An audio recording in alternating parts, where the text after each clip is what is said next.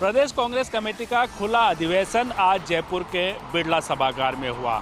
लगभग 5 घंटे तक चले इस अधिवेशन में मुख्यमंत्री अशोक गहलोत, अजय माकन और गोविंद सिंह डोटासरा ने संबोधित किया और साथ ही कांग्रेस के नेताओं ने खुले मंच पर अपनी बात रखी।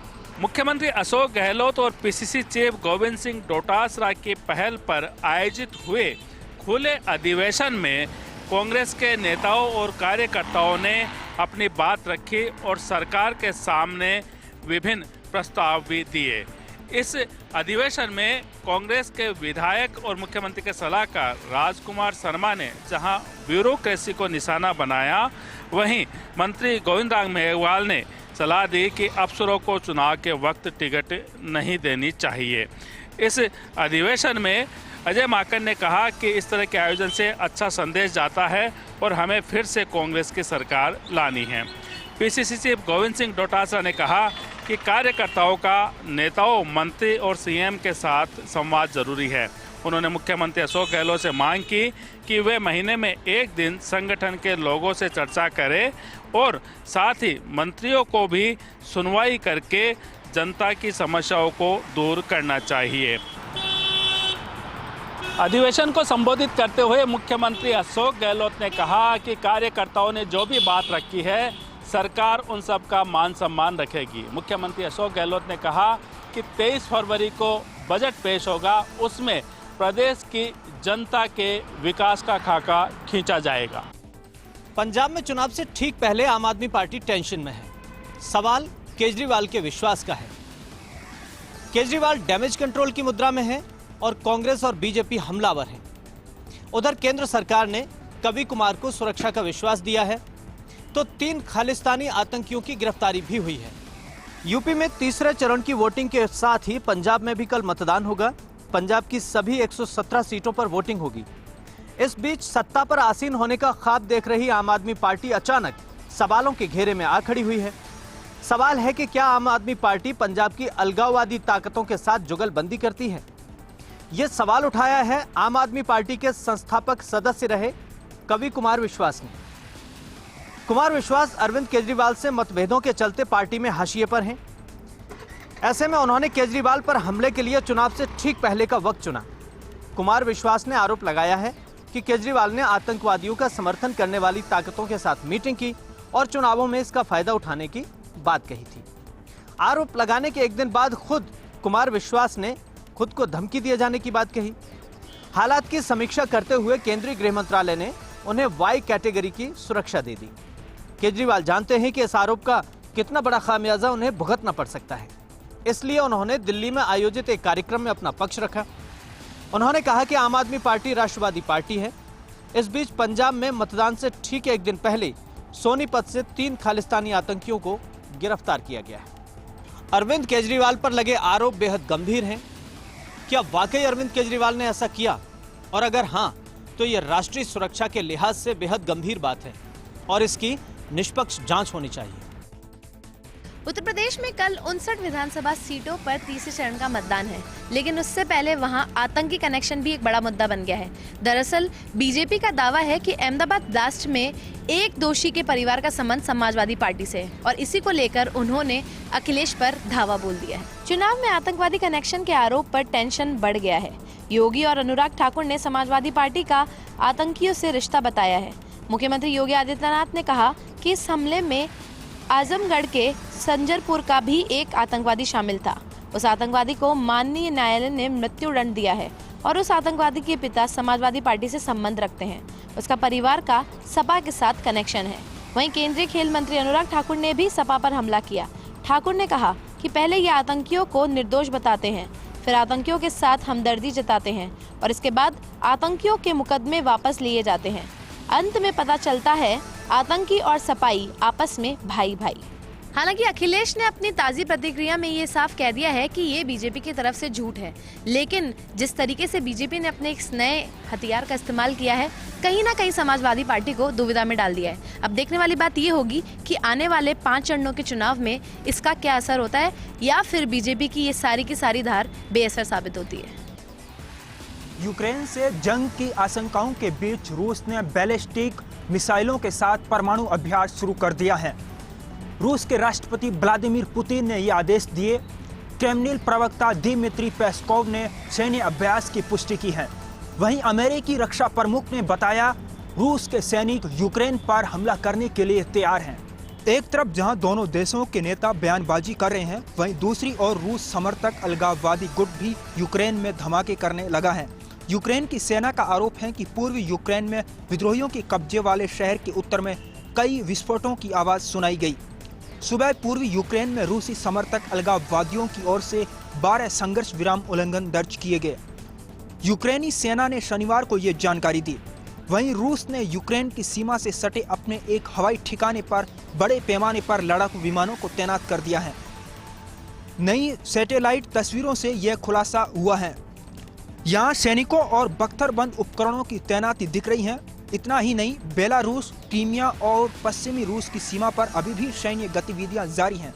इधर यूक्रेन के लुहांस्क में शनिवार सुबह एक हमले से गैस पाइपलाइन फट गई, जिसका वीडियो भी वायरल हो रहा है, जिस पर रूस ने आरोप लगाया कि यूक्रेन अशांति फैलाने के लिए यह साजिश रच रहा है।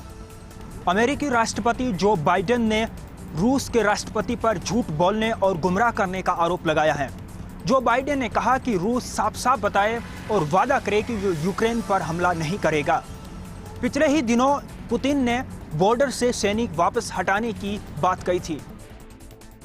कोचिंग सिटी कोटा में 15 वर्षीय कोचिंग छात्रा की हत्या के मामले में लगातार फरार हत्यारे टीचर गौरव जैन की गिरफ्तारी नहीं होने के बाद इस मामले में आक्रोश बढ़ता जा रहा है और इस मामले को लेकर कोटा में एक मूवमेंट बनता और तेज होता नजर आ रहा है।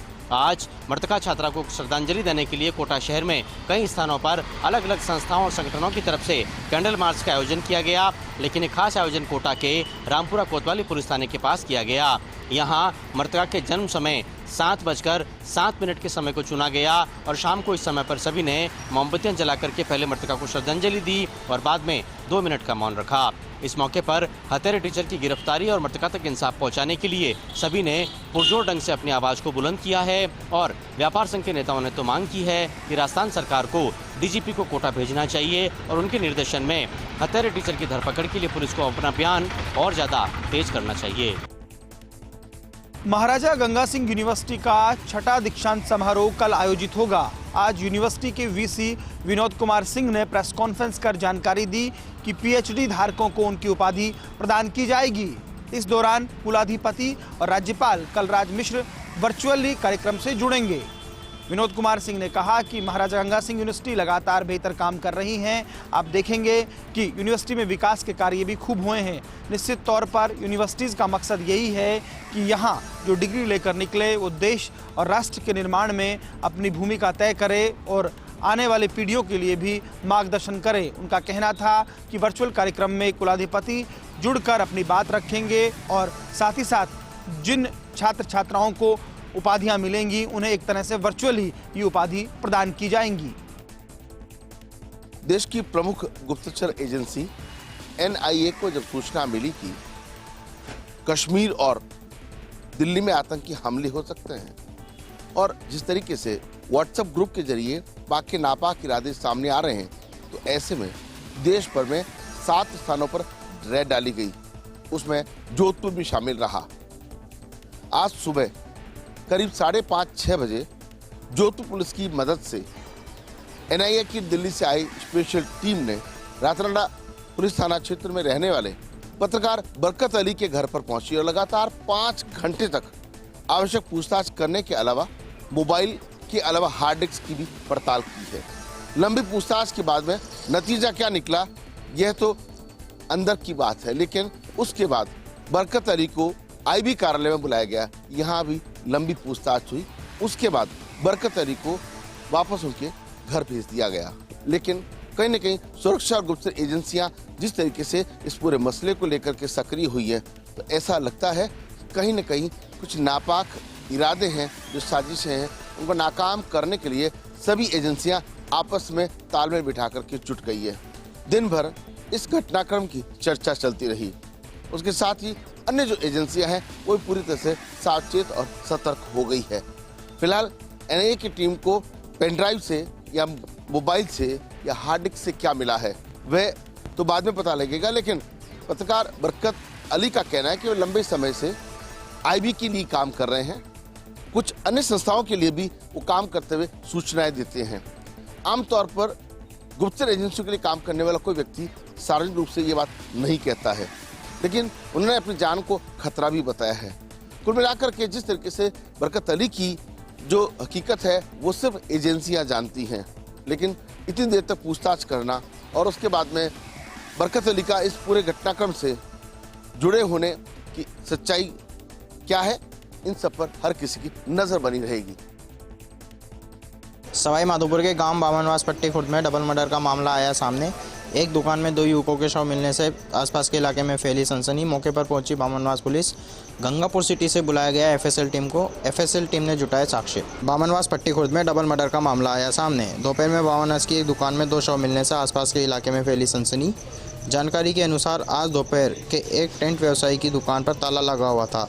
संदिग्ध परिस्थिति जानकर पड़ोसियों की सूचना पर एसएचओ ब्रिजेश मीणा महेश आपते के मौके पर पहुंचे और कमरे का गेट खोलकर देखा तो वहां पर दुकान मालिक गिरिराज शर्मा व कर्मचारी विपिन के शव ढके हुए थे। घटना के बाद मौके पर ग्रामीणों की भारी भीड़ जमा हो गई व पुलिस टीम ने कमरा बंद कर एफएसएल टीम को अवगत कराया। इसी बीच एसपी सुनील कुमार बिश्नोई, एएसपी सुरेश कुमार कीची व डिप्टी तेज कुमार पाठक मौके पर पहुंचे। एफएसएल टीम ने मौके पर पहुंचकर जुटाए तमाम साक्ष्य। पुलिस सूत्रों के अनुसार दोनों मृतकों के सिर में बताए जा रहे गंभीर चोट। ऐसे में कयास लगाए जा रहे कि किन्हीं लोगों ने दुकानदार व मुनीम की हत्या कर दरवाज़ा बंद किया और फरार हो गए। मौके पर जमा हुई ग्रामीणों की भीड़ ने घटना को लेकर आक्रोश जाहिर करते हुए नारेबाजी शुरू की, जिसके बाद अतिरिक्त जाब्ता मौके पर भी बुलवाया गया। बहरहाल ग्रामीणों पोस्टमार्टम न करने व आरोपी गिरफ्तारी की मांग को लेकर प्रदर्शन शुरू कर दिया है। वहीं पुलिस अधिकारियों द्वारा ग्रामीणों से समझाइश की जा रही है। पोस्टमार्टम के बाद ही हो सकेगा मौत के कारणों का खुलासा। फिलहाल पुलिस द्वारा विभिन्न एंगलों से जानकारी जुटाकर घटना के कारणों तक पहुंचने के किया जा रहे प्रयास।